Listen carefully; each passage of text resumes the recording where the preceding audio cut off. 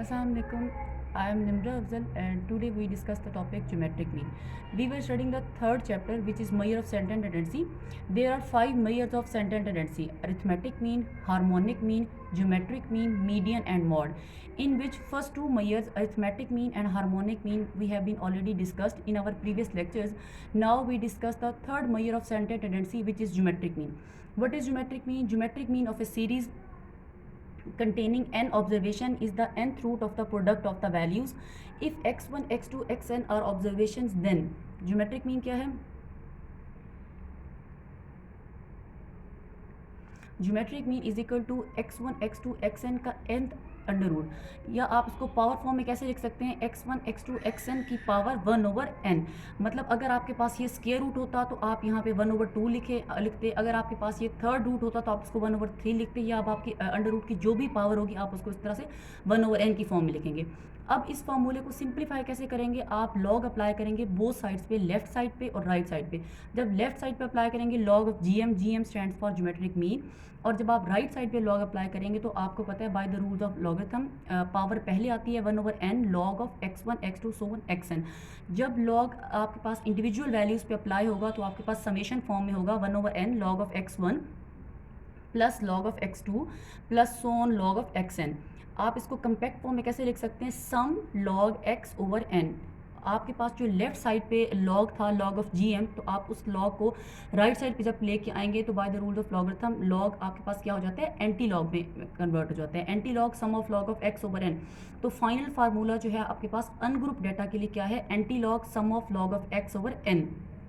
ये था आपके पास अनग्रुप डेटा के लिए। और ग्रुप डेटा के लिए इसका फार्मूला क्या है? फॉर ग्रुप डेटा में आपके पास अब दो तरह के ग्रुप डेटा होते हैं, एक डिस्क्रीट और एक कॉन्टीन्यूस। डिस्क्रीट और कॉन्टीन्यूस दोनों के लिए आपके पास फार्मूला होगा GM is equal to anti log sum of F log x/n। क्योंकि आपको पता है ग्रुप डेटा में आपके पास फ्रीक्वेंसी साथ इंक्लूड हो जाती है तो आपके पास एफ आ जाएगा, sum of F log x/n। GM is use in studies like bacterial growth, cell division etcetera. अब इसकी example Example, if the weights of sorghum is the kind of grass, airheads are 45, 60, 48, 100, 65 grams. Find the geometric mean for the following data. अब आपके पास क्या है कि आपके पास data दिया हुआ है 45, 60, 48, 100, 65। आपने क्या करना है? ज्योमेट्रिक मीन का कैलकुलेट करना है। ज्योमेट्रिक मीन का आपको पता है आपके पास अनग्रुप डेटा के लिए फार्मूला क्या है? Anti log sum of log of x/n। तो आपको क्या चाहिए? सबसे पहले आपको चाहिए लॉग ऑफ x। आप सेकंड कॉलम करेंगे, आप उसमें क्या करेंगे? सारी एक्स वैल्यूज़ का इंडिविजुअल लॉग लेंगे। अब आप लॉग कैसे कैलकुलेट करेंगे? आप कैलकुलेटर पे लॉग लेंगे LOG वाला, नॉट नेचुरल लॉग नहीं लेंगे, आप LOG वाला लॉग लेंगे। तो LOG of 45 is answer is 1.653, log of 60 is 1.778, log of 48, log of 100, log of 65, the answer is 1.813। अब आप इसको कैसे करेंगे? इस कॉलम का आप सम ले लेंगे, द आंसर इज़ 8.925। अब आपके पास n क्या है? 5, और geometric mean is equal to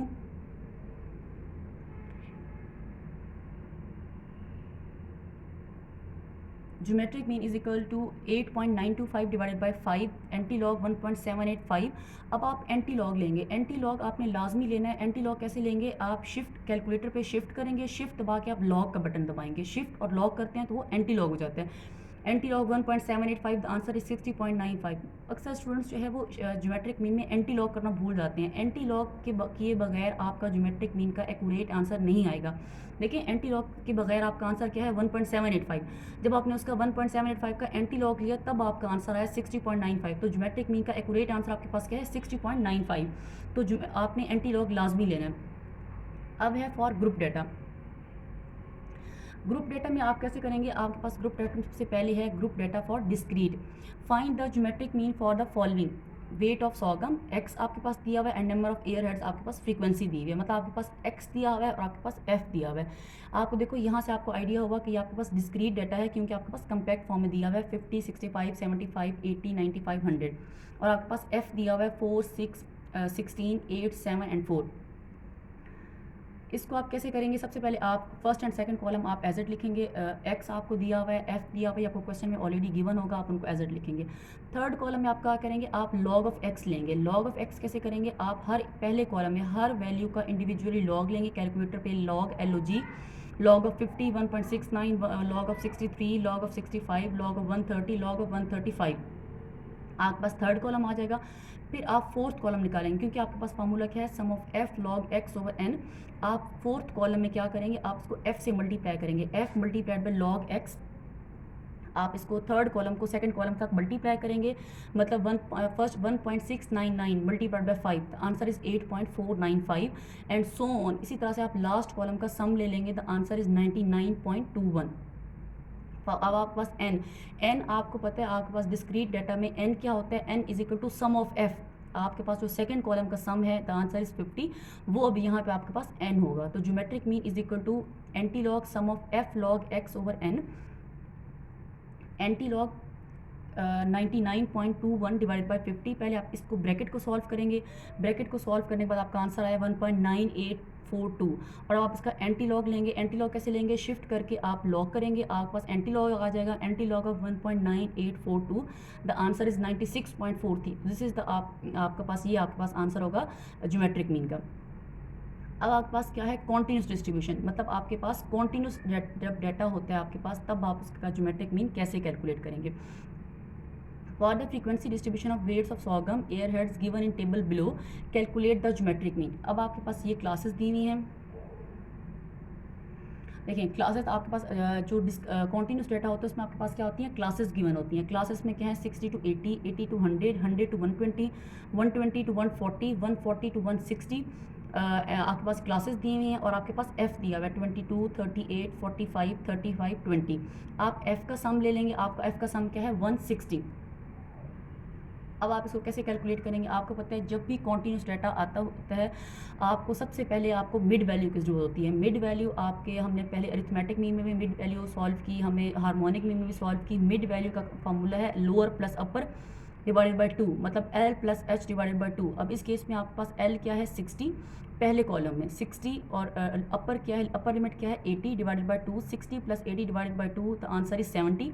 इसी तरह से 80 plus 100 divided by 2, the answer is 90। 100 plus 120 divided by 2, 120 plus 140 divided by 2, 140 plus 160 divided by 2। इस तरह से आपका थर्ड कॉलम आ जाएगा मिड का, मिड वैल्यू का। आप उसके बाद फोर्थ कॉलम क्या करेंगे, लॉग ऑफ एक्स। अब आपने लॉग लेना है थर्ड कॉलम का, क्योंकि अब आपके पास मिड वैल्यू आ चुकी है, आप मिड वैल्यू का लॉग लेंगे। Log of 70, the answer is 1.845, log of 90, log of 110, log of 130 and log of 150। तक आपके पास चौथा कॉलम आ जाएगा। पांचवा कॉलम आप कैसे कंप्यूट करेंगे, आप चौथे कॉलम को सेकंड कॉलम फ्रीक्वेंसी के साथ मल्टीप्लाई करेंगे, क्योंकि आपका फार्मूला है sum of F log x, क्योंकि आपको लॉग एक्स को एफ से मल्टीप्लाई करना पड़ेगा। तो आप चौथे कॉलम को सेकंड कॉलम के साथ मल्टीप्लाई करेंगे, तो आपके पास आंसर आ जाएगा, देखें 1.845 multiplied by 22, answer is 40। 1.954 multiplied by 38, the answer is 74.25। ऊपर जो आपका ये 40 लिखा हुआ है, ये है 40.59, ये थोड़ा सा यहाँ पे मिस्टेक हो गई है। 2.041 multiplied by 45, the answer is 91.85, और इस तरह से सो ऑन। आप इस लास्ट कॉलम का सम ले लेंगे, द आंसर इज 324.2। तो आप क्या करेंगे, अब आपके पास यहाँ पे n क्या है, n यहाँ पे क्या है आपके पास सेकंड कॉलम का सम। सेकंड कॉलम का सम आपके पास क्या है 160, anti log sum of f log x over n। Sum of f log x का आपके पास सम क्या है, लास्ट कॉलम का 324.2 डिवाइडेड बाय 160, एंटी लॉग 2.02625। और अब इसका एंटी लॉग देंगे शिफ्ट दबा के लॉग, तो आपके पास आंसर आ जाएगा 106.23। तो ये आपका टॉपिक है ज्योमेट्रिक मीन फॉर ग्रुप और अनग्रुप डाटा।